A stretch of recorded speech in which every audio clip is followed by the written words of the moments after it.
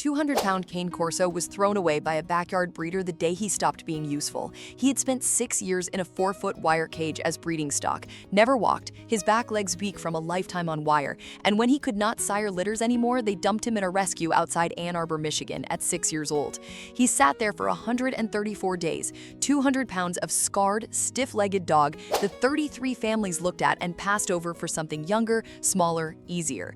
Then, a single woman who had just adopted a 6-year-old girl with a damaged heart took him home because she knew exactly what it was to wait a long time to be chosen.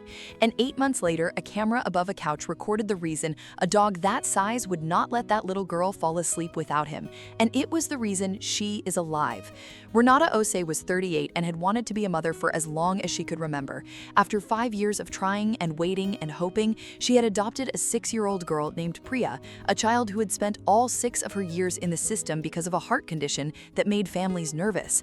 Priya had a congenital arrhythmia, an electrical fault in her heart that could, without warning, send it racing into a dangerous rhythm at 200 beats a minute or more.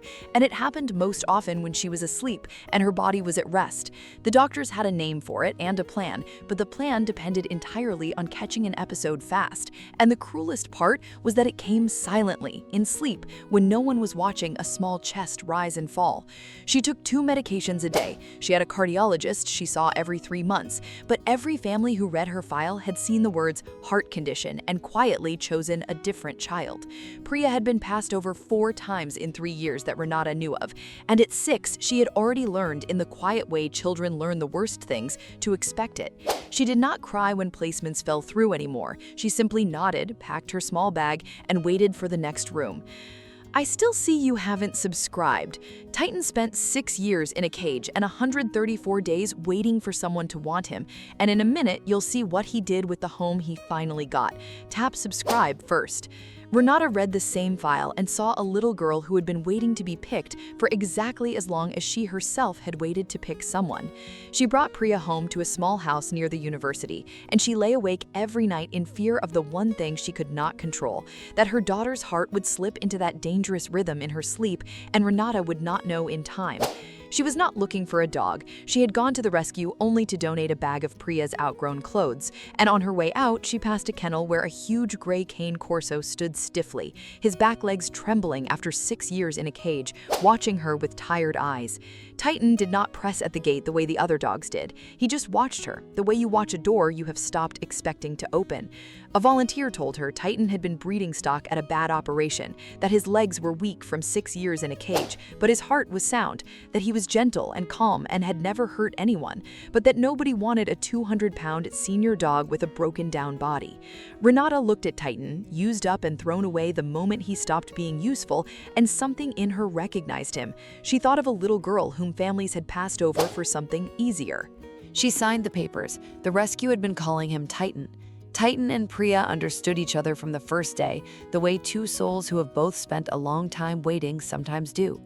Titan could not climb stairs on his weak legs, so he made his home on the ground floor, and Priya, a quiet child who did not warm to people quickly, sat down on the floor next to him that first evening and read him a book out loud, in the careful, halting voice of a 6-year-old sounding out the hard words.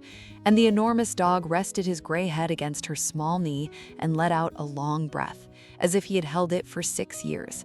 From that day, they were a pair, the old gray dog and the quiet girl, 2 creatures the world had set aside. And Titan, it turned out, had one place in the world he insisted on being, and that was wherever Priya slept. When she lay down for a nap on the couch most afternoons around 4 o'clock because her heart tired her out, Titan hauled all 200 pounds of himself onto the floor beside the couch and laid his big head next to her, close to her chest, and he would not be moved. He refused to nap anywhere else in the house. If Renata tried to coax him to his own bed, he simply waited until she left and returned to his place beside the sleeping little girl, lowering himself down again with a grunt, settling his head against her chest exactly where it had been. She thought it was sweet. She thought Titan had bonded to the child the way lonely creatures do. She did not yet understand that Titan, with his head resting against Priya's chest, was listening to something no human in that house could hear. Renata put a camera above the couch, the kind that streams to a phone, because Priya napped there, and Renata, always afraid, wanted to be able to watch her daughter breathe from the next room. She thought it was for her own peace of mind. She did not know it was going to save Priya's life. If you have ever kept watch over someone you are afraid of losing, you already know what this felt like. The months passed, and the little house filled with a kind of happiness Renata had almost stopped believing she would have. Priya, slowly, became a child again. She laughed, she trusted, she had a giant gray dog who followed her from room to room on his stiff old legs, patient as a shadow, and slept beside her every time she closed her eyes.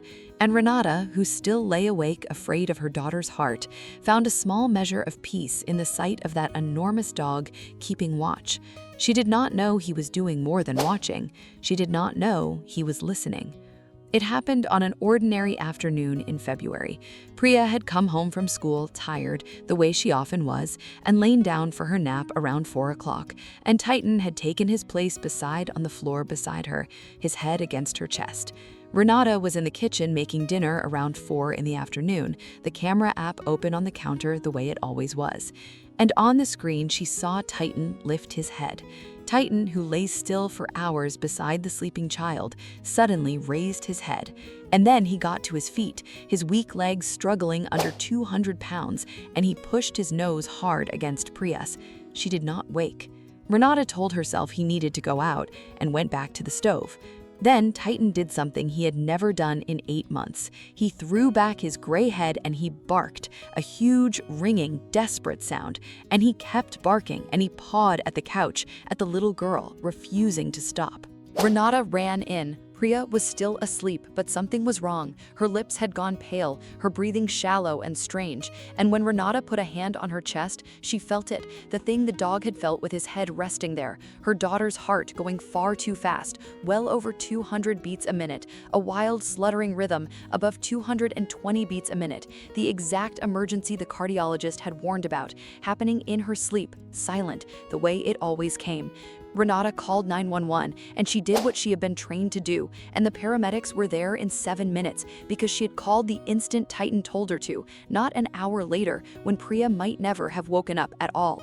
At the children's hospital 10 minutes away, the cardiologist told Renata plainly that a sustained arrhythmia like that one, undetected in a sleeping child for even 20 or 30 minutes, was exactly the scenario they feared most, and that catching it the moment it began was the difference between a manageable episode and a tragedy.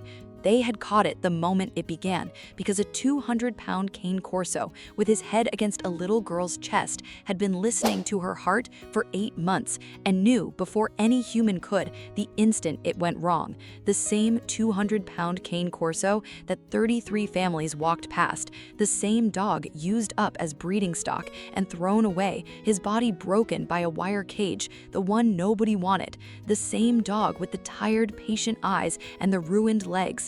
He was not useless, and he was not finished. Titan had been treated as a machine for making money until the day he could not anymore, and the first time in his life someone gave him a home and a child to love, he made himself the guardian of the one fragile thing that home could not afford to lose.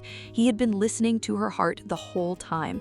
Renata told their story to an adoption and foster group online, and it spread far past Ann Arbor, and the rescue that had nearly given up on an old, broken-down dog was flooded with families asking about the senior dogs, the used-up ones, the ones everyone passes over. 5 dogs that had waited more than a year, all of them over 8 years old, found homes the month it spread.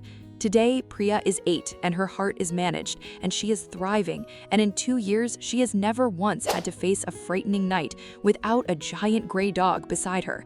Titan is 12 now, his muzzle white, his legs slower than ever, and everyone knows how these stories end for a dog his age, and Renata treasures every single day.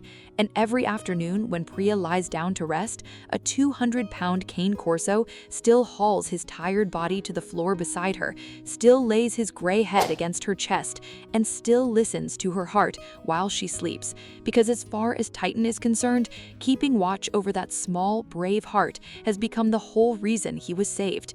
We look at an old, broken dog who has outlived his use, and we decide he has nothing left to give, and we walk past. We never ask whether the one the world threw away might be the one who will guard with everything he has left the thing you love most.